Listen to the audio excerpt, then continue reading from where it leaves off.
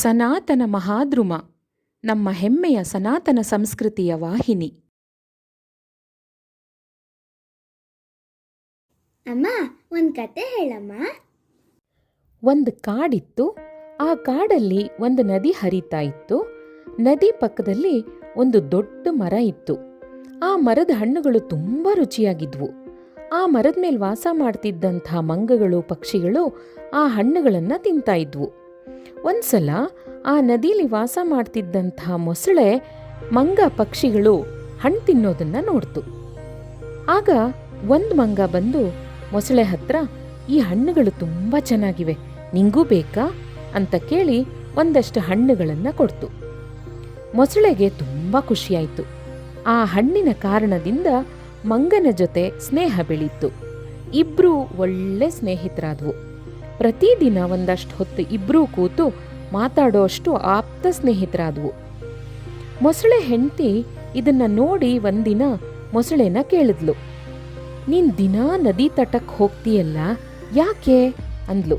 ಆಗ ಗಂಡ ಹೇಳ್ದ, ನನಗೆ ಒಬ್ಬ ಸ್ನೇಹಿತ ಸಿಕ್ಕಿದಾನೆ, ಅವನ ಜೊತೆ ಮಾತಾಡ್ಕೊಂಡು ಬರೋಕೆ ಅಂತ ಹೋಗ್ತೀನಿ ಅಂತ ಹೇಳ್ದ. ಅದಕ್ಕೆ ಹೆಂಡತಿ, ಹೌದಾ, ಯಾರದು ಅಂದ್ಲು. ಗಂಡ ಹೇಳ್ದ, ನನ್ನ ಸ್ನೇಹಿತ ಮಂಗ, ಅವನು ನನಗೆ ಹಣ್ಣುಗಳನ್ನ ಕೊಡ್ತಾನೆ, ತುಂಬ ರುಚಿಯಾಗಿರುತ್ತೆ, ಅವನನ್ನು ಕೇಳಿ ನಿಂಗೂ ತರಲಾ ಅಂತ ಕೇಳ್ದ. ಆದರೆ ಮೊಸಳೆ ಹೆಂಡತಿಗೆ ಒಳ್ಳೆ ಮನಸ್ಸಿರಲಿಲ್ಲ. ಅವಳು ದುಷ್ಟ ಬುದ್ಧಿಯವಳಾಗಿದ್ಲು. ಅವಳು ಹೇಳಿದ್ಲು, ಅಯ್ಯೋ ಎಷ್ಟು ಮೂರ್ಖ ನೀನು, ಮಂಗನ ಮಾಂಸ, ಮಂಗನ ಮಿದುಳು ಎಷ್ಟು ರುಚಿಯಾಗಿರುತ್ತೆ, ಅದನ್ನೇ ತಿನ್ನೋದು ಬಿಟ್ಬಿಟ್ಟು ಏನೋ ಸ್ನೇಹ ಅಂತೆ, ಅವನು ಕೊಡೋ ಹಣ್ಣಂತೆ, ಬುದ್ಧಿ ಇಲ್ಲ ನಿಂಗೆ, ಒಂದ್ಸಲ ಮನೆಗೆ ಕರಿ, ಅವನನ್ನು ಕೊಂದು ಅಡಿಗೆ ಮಾಡ್ತೀನಿ ಅಂದ್ಲು. ಅದಕ್ಕೆ ಗಂಡ, ಅವನು ನನಗೆ ಒಳ್ಳೆ ಸ್ನೇಹಿತ ಆಗಿದ್ದಾನೆ, ಹೀಗೆಲ್ಲ ಯೋಚನೆ ಮಾಡೋದು ತಪ್ಪಲ್ವಾ ಅಂದ.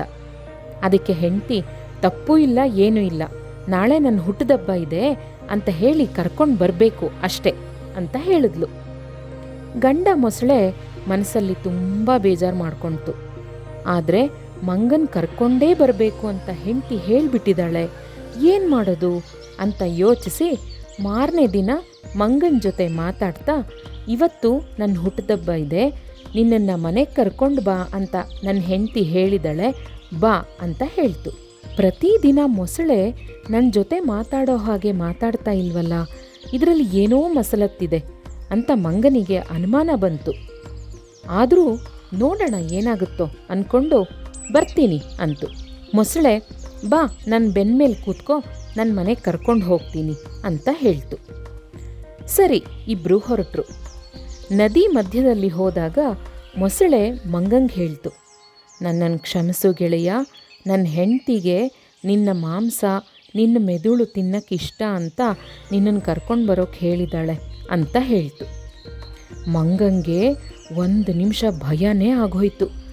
ಆದರೂ ಧೈರ್ಯ ತಂದ್ಕೊಂಡು, ಈಗ ಬುದ್ಧಿ ಉಪಯೋಗಿಸದೇ ಇದ್ದರೆ ಇವರು ನನ್ನನ್ನು ಕೊಂದೇ ಬಿಡ್ತಾರೆ ಅಂದ್ಕೊಂಡು, ಅಯ್ಯೋ ಅಲ್ಲೇ ಹೇಳಬಾರ್ದ ಗೆಳೆಯ, ಇಷ್ಟು ದೂರ ಬಂದ್ಬಿಟ್ವಲ್ಲ, ಏನು ಮಾಡೋದು, ನನ್ನ ಮೆದುಳನ್ನು ಮರದ ಮೇಲೆ ನನ್ನ ಮನೇಲೇ ಇಟ್ಟು ಬಂದ್ಬಿಟ್ಟಿದ್ದೀನಿ ಅಂತ ಹೇಳ್ತು. ಮಂಗನ ಮೆದುಳೇ ತರದೆ ಹೋದರೆ ಹೆಂಡತಿ ಬೈತಾಳೆ ಅಂತ ಮೊಸಳೆ ಅಂದ್ಕೊಂಡು, ಪರವಾಗಿಲ್ಲ ನಾನು ಕರ್ಕೊಂಡು ಹೋಗ್ತೀನಿ, ನೀನು ಹೋಗಿ ಮೆದುಳು ತಗೊಂಡು ಬಾ ಅಂಥೇಳಿ ನದಿ ದಡಕ್ಕೆ ಪುನಃ ಕರ್ಕೊಂಡು ಬಂತು. ದಡ ಸಿಕ್ತೋ ಇಲ್ವೋ, ಬದುಕಿದೆಯ ಬಡಜೀವ ಅಂದ್ಕೊಂಡು ಒಂದೇ ಜಿಗಿತಕ್ಕೆ ಹಾರಿ ಮರದ ಮೇಲೆ ಹೋಗಿ ಕೂತ್ಕೊಂಡು ಮಂಗ ಹೇಳ್ತು, ಅಯ್ಯೋ ಮಂಕೆ, ಮೆದುಳು ಎಲ್ಲಾದರೂ ಮರದ ಮೇಲೆ ಇಡಕ್ಕಾಗತ್ತಾ, ಸದ್ಯ ನಿನ್ನಿಂದ ತಪ್ಪಿಸ್ಕೊಂಡು ಬಂದಲ್ಲ, ನಿನ್ನಂಥವ್ರನ್ನ ಗೆಳೆಯ ಅಂತ ನಂಬಿದ್ದಕ್ಕೆ ಸರಿಯಾದ ಪಾಠ ಕಲಿಸ್ದೆ, ಸಾಕು ನಿನ್ನ ಗೆಳೆತನ, ನಿನ್ನ ದಾರಿ ನಿಂಗೆ, ನನ್ನ ದಾರಿ ನಂಗೆ ಅಂತ ಹೇಳಿ ನೆಮ್ಮದಿಯಿಂದ ಹೋಯಿತು. ಈ ಕಥೆ ನೀತಿ ಏನಪ್ಪ ಅಂದರೆ, ನಮ್ಮ ಗುಣಕ್ಕೆ ಸರಿ ಹೊಂದುವವರ ಜೊತೆ ಮಾತ್ರ ಗೆಳೆತನ ಮಾಡಬೇಕು.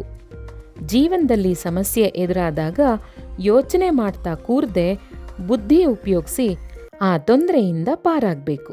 ಧನ್ಯವಾದಗಳು. ಹೆಚ್ಚಿನ ವಿಡಿಯೋ ಅಪ್ಡೇಟ್ಗಳಿಗಾಗಿ ನಮ್ಮ ಚಾನಲ್ಗೆ ಸಬ್ಸ್ಕ್ರೈಬ್ ಆಗಿ.